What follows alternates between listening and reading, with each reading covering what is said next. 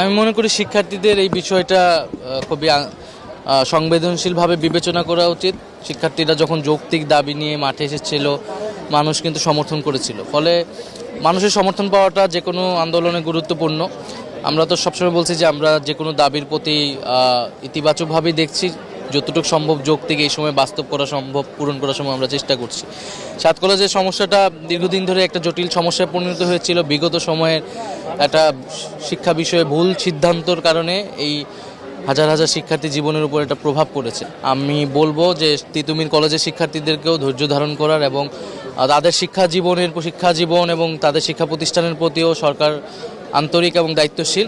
কিন্তু এই মুহূর্তে হয়তো অনেক কিছু করা সম্ভব না, তো জনভোগান্তি না করে আমরা যাতে সেই বিষয়টা মাথায় রাখি, আশা করি সবার জন্য ভালো কিছু হবে। আপনারা যেমন 5ই অগস্টের পরিবর্তনের পরে আওয়ামী লীগ প্রথম দিন থেকেই সুযোগ খুঁজে বেড়াচ্ছে। যে কোনো ইস্যুতেই আমরা দেখেছি রিকশাওয়ালা সেজে এসে নেমেছে, পরে তাদের ছবি পাওয়া গেছে বিভিন্ন এমপিদের সাথে। তো এই ধরনের উস্কে দেওয়ার মতো পরিস্থিতি 5ই অগস্টের পর থেকেই ঘটছে। মানুষ চায় না আওয়ামী লীগ কোনোভাবেই তার মতাদর্শ, তার নাম নিয়ে একটা এরকম গণহত্যা ঘটানোর পর আবারও ফিরে আসুক, কারণ এটা বাংলাদেশের সকল জনগণের নিরাপত্তার জন্য হুমকি স্বরূপ। তো সেই জায়গা থেকে আইনশৃঙ্খলা বাহিনীও সচেষ্ট আছে। আমরা আশা করি যে অনেকবারই তারা চেষ্টা করেছে, কিন্তু সেই রকম কোনো বিশৃঙ্খলা তৈরি করতে পারেনি। আমরা এবার আশা করছি যে কোনো ধরনের বিশৃঙ্খলা